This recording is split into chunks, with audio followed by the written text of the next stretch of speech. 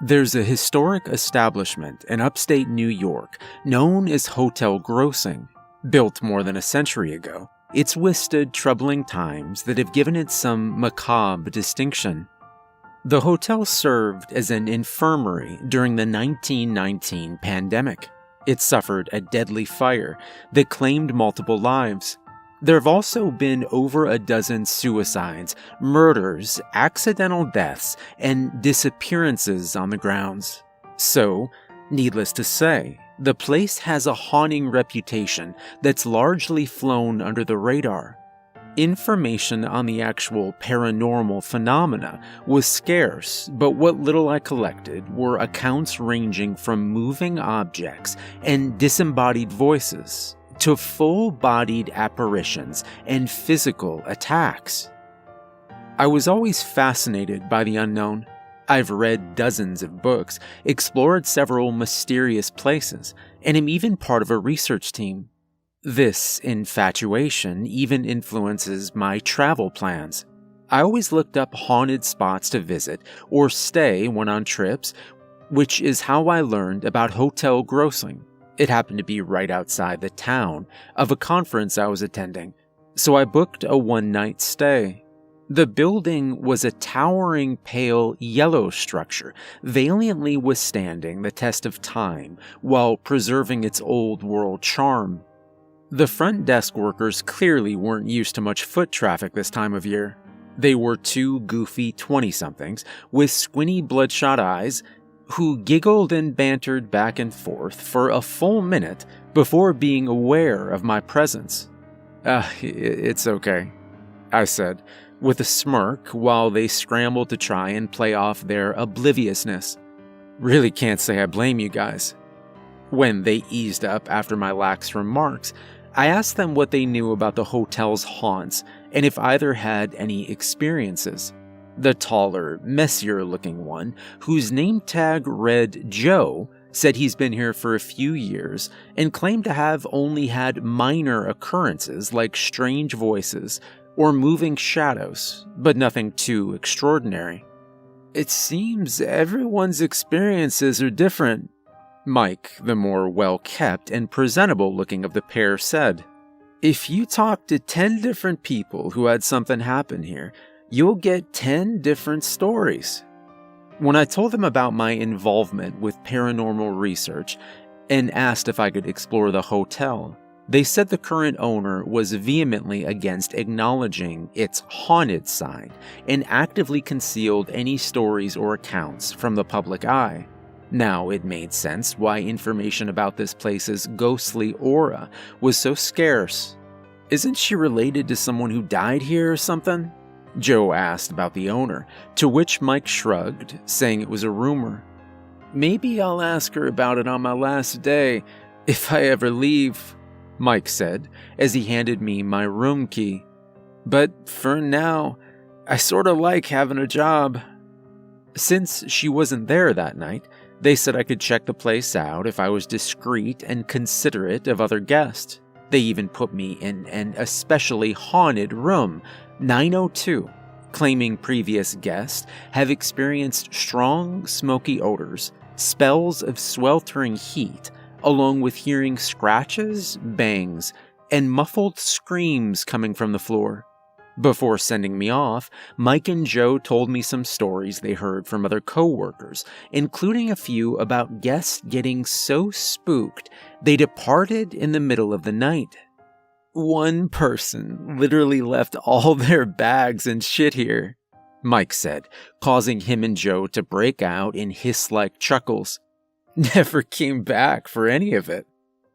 While their stories were compelling, I initially wasn't sure how much I bought into everything they told me about Hotel Grossing. Them being inebriated made it hard to gauge their sincerity, leaving me to wonder if their anecdotes were genuine or just ramblings of two bored stoners who found amusement at the expense of their guests' gullibility. To my disappointment, nothing unusual occurred over the 3 hours I spent snooping around Hotel Grossing. Despite being armed with a digital recorder, spirit box, EMF meter, and GoPro, My equipment didn't catch the slightest whiff of anything paranormal. I even spent a full hour in the stairwell outside the 8th floor, supposedly the hotel's most haunted, which has been closed off to the public for a few years, and only heard the sounds of my own breathing. Mike and Joe weren't surprised. I said my night was uneventful when I saw them while heading back to my room. They did offer some encouraging words, saying the hotel's permanent occupants didn't come out every night, and it gave me reason to return in the future. Again, it was hard to read these two giggly, clumsy oafs, but their comments and jesting attitudes further dissuaded me from believing there was anything mysterious about this place. I put most of my equipment away and got ready for bed. Immediately after an investigation, I usually run any recordings taken through a few different programs and apps on my laptop in case I miss something initially. Despite beginning that process, I was so demotivated it drained my desire to do anything more paranormal related that night.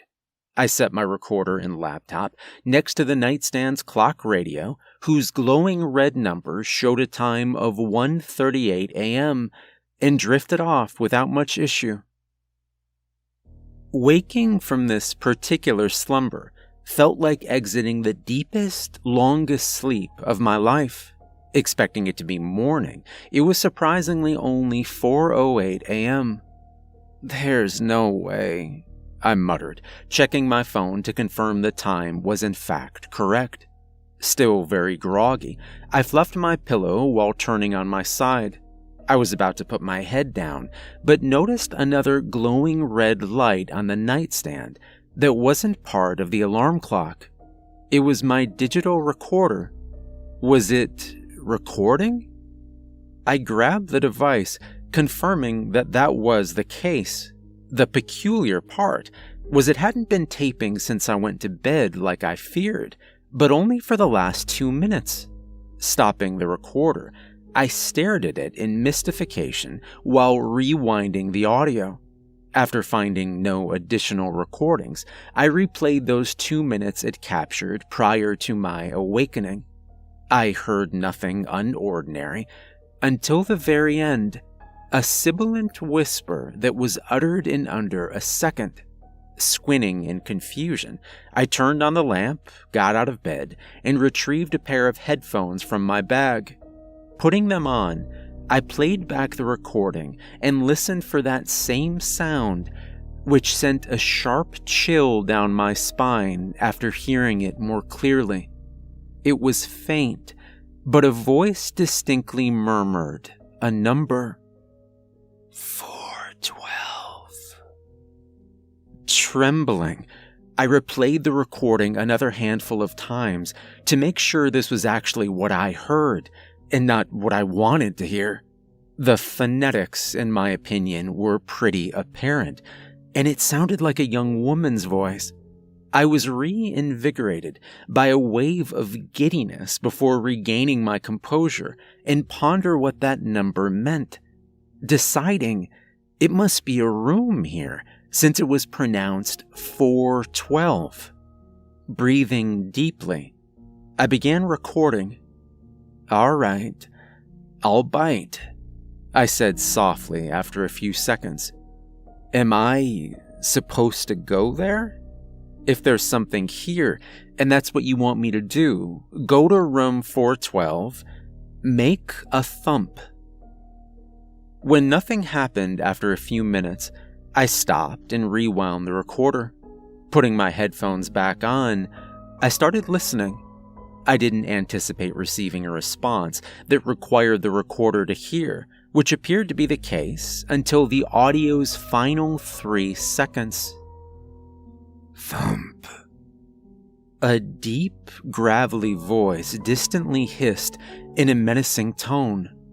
Gasping, I jumbled the recorder in my hands after what I just heard, reacting like someone physically whispered it in my ear. This EVP not only sounded different than the first one, but was much closer to the mic. I tried reminding myself this is what I came here for, but the giddiness and excitement was getting replaced with a looming sense of edginess and apprehension. I struggled to process the reality of what I just heard, leaning heavily towards staying in my room or even leaving this place, while contemplating my next move. As I gazed at the recorder's LED screen, however, the decision was made for me. Looking up from the device, I froze, immediately noticing something was amiss. I wasn't in my room anymore, but in the outside hallway? What the hell? Was all I could say, was trying to rationalize how I wound up outside my room in the seeming blink of an eye. Trying to suppress an oncoming surge of panic, I slowly pivoted to face the doorway I stood in front of, confirming it was room 902. I tried opening the door, which to my dismay was locked, and found myself beginning to whimper while frantically sifting through my pockets. While doing this, a cold, heavy hand fell on my shoulder, causing me to shriek and spin 180 degrees.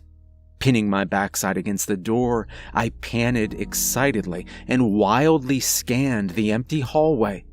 I must have stayed in that spot for 10 minutes, waiting for my limbs to stop ferociously trembling before making any attempts at moving. I dropped my recorder, which didn't appear to sustain any damage other than the headphone wires getting tangled. While unknotting them, I looked at the floor again and was initially filled with relief upon spotting one of those card-sized folders that held room keys.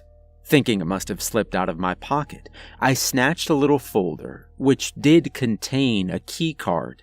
It was when I read the room number written inside, 412, my elation instantly vanished. "All right," I said softly, taking a pair of steps away from my room door. "I'm just gonna go along with it, since I need to get a new key from the lobby anyway." Before stepping away from my room door, I finished untangling the headphone wires and took a 30-second recording. Despite not hearing anything, I shakily proceeded forward, keeping the recorder running until I reached the elevators, one of which was already open. After hearing nothing when I replayed the audio, I reluctantly stepped into the open carriage, whose doors closed as soon as I entered. Without pressing any buttons, the elevator began to descend. Unsure where it was going, a twisting queasiness formed in my stomach as I considered my current situation, confined inside the moving elevator of an allegedly haunted hotel that seemed to be operating independently. The elevator didn't move for too long and came to an abrupt halt that slightly jolted the carriage. I backed against the wall, dreading the possibility of actually being stuck. A few moments passed before the doors cracked open 2 or 3 inches, just enough to peer out into the hall. Before moving, I noticed something glowing alongside the elevator doors. Among the buttons indicating each floor, the number 8 was illuminated. I gasped while staring at the glowing 8 button before returning my gaze to the slightly parted elevator doors. I could barely make out anything from what I saw of the darkened corridor through the narrow opening. When I felt a draft coming from the hall that filled my nostrils with a dry, musky aroma, it prompted me to start a new recording. Looking back up, I was about to ask aloud for some kind of sign, but screamed and jumped away from the doors after seeing what stood on the other side. A bald, blotchy-skinned man with a few drooping strands of white hair hanging from his skeletal, misshapen head had his face pressed against the small opening and stared at me maniacally with unnaturally large, bulging eyes. He had a pointy chin and beak-like nose, along with a wide, deranged smile that flashed his stained, jagged teeth. It looked like he hadn't been in sunlight for months, and the tattered, grimy rags he wore made me think this might be a squatter or junkie. I stayed against the wall, using the handrail to support my weak, shaking legs, when the man's lips began moving. He made no sound, but continually mouthed something for about 10 seconds before pulling his face away and disappearing into the pitch darkness. Before I could even react, the elevator door shut and the carriage resumed moving, after which I noticed the panel's circular 4 button was now lit. When the elevator arrived at the 4th floor, I remained inside, rewinding the newly captured audio. Putting my headphones on, I replayed the recording, noting the sounds of my screams indicated when my encounter with that crazed man begins. At first, all I heard were my frenetic breaths, until another voice began repeating the same phrase. "You're the key, you're the key, you're the key, you're the key, you're the key, you're the key, you're the key." The voice spoke abnormally fast in a raspy, high-pitched tone, sounding desperate and intent. It took a few replays to pin down exactly what the EVP said, and I was further unnerved after acknowledging how precisely the audio coincided with that crazed man's lip movements. How couldn't I hear him with my own ears, but the recorder did without issue? The elevator lights started flickering, which was enough to get me out of the carriage. A sign showing how the floor's room numbers were directionally divided indicated I had to go towards rooms 400 to 439. The 4th floor's elevators led to a hallway lined with windows on my left and rooms on my right. I started a new recording as I counted the number on each door and zeroed in on 412. I approached a turn in the hall where a pair of vending machines were tucked in a corner formed by 2 intersecting corridors. A noticeably tall woman stood in front of the vending machines, looking like she was deciding what to purchase. Although she had her back to me, I noticed something was off about this person. She looked very ratty, with dark, knotty, frazzled hair, soggy-looking skin, and wore baggy clothes, cargo pants, a hooded sweatshirt, long overcoat, that were different shades of brown, black, and gray. The most peculiar detail about this woman was the sickly yellowish tint that seemed to coat her skin, hair, and even clothes. She probably wasn't even staying at the hotel, I thought, and must have managed to slip in unnoticed. Given the apparent ineptitude of those 2 front desk workers, this wouldn't come as a surprise. I glanced at my recorder, but paused when I saw it wasn't taping. Although I remember pressing the record button moments ago, it stopped after just 5 seconds. Pursing my lips in frustration, I rewound and replayed the recording while rounding the hall's turn. 2 words were spoken by a gargled, muffled voice that made my stomach sink. "Turn around." I wish I hadn't, but I did out of instinct. The woman now faced me, but was bent backwards in a disturbingly unnatural posture, her arched body resembling an upside-down U. Her mouth hung open, like she was frozen mid-scream. And although I only saw her for a split second, it was her eyes that paralyzed me with terror. She didn't have actual eyes, but 2 small mouths that looked to have been stitched over her sockets. The hallway lights went out for a brief moment, temporarily shrouding my surroundings in darkness.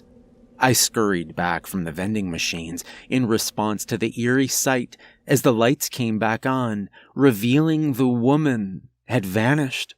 I nervously mumbled to myself while backing away, reiterating this is what I came here for, not pivoting, until I put a good distance between myself and that corner.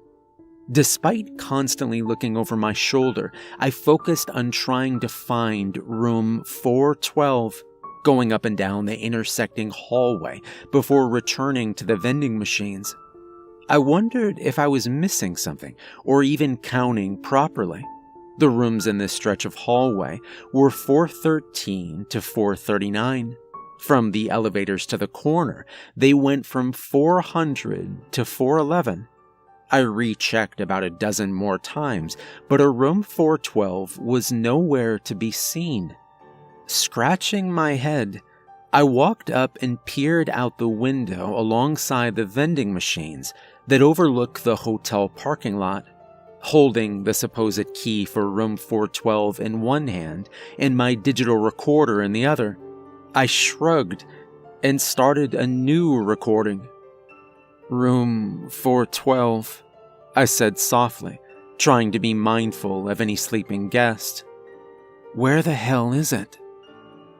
While standing adjacent to the vending machine as I silently held the recorder, something about the section of wall they were in front of caught my eye. I started making out what looked like a vague, vertical, rectangular impression through the striped reddish-pink wallpaper. The longer I observed this irregularity, what I was staring at became clear. Is that a door? Yes. It was definitely a door, I thought, shaking my head affirmingly. The wallpaper was laid over this doorway, with the two vending machines placed in front, clearly intended to keep it concealed. I stopped and rewound the recorder, ready to replay and listen for any EVPs, when a noise coming from behind me caught my ear. Giggling. Turning, I spotted a pale, crouching shape peeking out from one of the doorways, roughly 20 paces from where I stood. The figure made deep, heaving chuckles and snickers that it swayed in conjunction to, barely sounding like it could have been made by a human. After seeing I noticed it, the figure slowly crept into view, whose appearance made my blood run cold. It was that crazed man from the 8th floor. Seeing him entirely, I guessed he must have been around my height. He had frail, lanky limbs and mottled skin containing a slight reddish-green tint. The tattered clothes he wore were covered in dark stains and littered with holes, looking like they hadn't been washed in months. He stood at an awkward angle and continued rocking erratically before charging in my direction. I instinctively put my arms out in a vain attempt to shield myself from the oncoming maniac. Stumbling backwards, I quickly lost my footing and fell in between the two vending machines, widening the slim space amidst them as I landed in a seated upright posture. I crawled back another couple of inches until my back hit the wall, feeling certain I was about to face a gruesome demise at the hands of this deranged fiend. Some seconds passed, and I realized the only sounds I heard were my own terrified cries. Lowering my arms, I was astonished to see an empty hallway before me that, after my screams finally ceased, was yet again deathly quiet. My heart pounded rapidly, and I waited until I regained some control of my fiercely shaking limbs before trying to stand. A thunderous bang then came from my backside, the single Knox vibrations going right through me as I sprung up and leapt out from between the two vending machines. I quickly noted the deafening boom came from that door the vending machines were positioned in front of, which is when a thought occurred while sprinting down the hall that made me stop dead in my tracks. How could that door, I thought, have something behind it? It was on the side of the building that overlooked the parking lot. I dared not look back, and I raced to my room, blinded by my fear-induced panic, to realize the door was now cracked open. I hastily packed my belongings in under 2 minutes. Taking the elevator again wasn't happening, so I lugged my bags down the stairwell. While speed-walking through the lobby, I heard the 2 front desk workers chuckling. "So, did you find what you were looking for?" Joe called out sarcastically, who I ignored, remaining intent on getting out of this building. "Everyone's experiences are different," I heard Mike say right before bursting through the front doors. A few months passed, over which the trauma from my horrifying experience still felt fresh. I had since distanced myself from anything paranormal, having come to terms that I definitely got more than I bargained for at hotel grossing. I thought about that night frequently, and for some reason wasn't overly surprised when I received a package from the hotel. This reminded me I still had the key that supposedly went to room 412, which I held onto by accident and never got around to discarding. Perhaps I was too afraid. The package contained a handwritten note and my digital recorder. Through everything that happened, I actually forgot about losing my recorder, which I remember dropping during my encounter with that crazed man on the 4th floor. The letter read, "Mr. Mora, along with this note, please find your digital recorder. It was discovered under a vending machine on the 8th floor and identified as being yours by 2 of our employees. It appears to still be in working condition and did not suffer any damage. On behalf of the team here, I would like to offer our sincerest apologies for your abrupt departure and hope you will give us another chance in the future. Everyone's experiences are different at hotel grossing, and we want your next visit at our establishment to be one you'll never forget. We hope to see you soon." Signed, Julie B. Ashoff, General Manager. As the letter promised, my recorder was fully functional. A creeping uneasiness began to enshroud me when I saw it contained a single 3-second recording. Despite everything telling me to delete it and move on, I found myself rewinding and playing back the audio. It was a crackly, creaky clip through which I heard 3 words whispered in a weak, plaintive voice that truly makes me wonder what's behind that hidden door. "Let us out."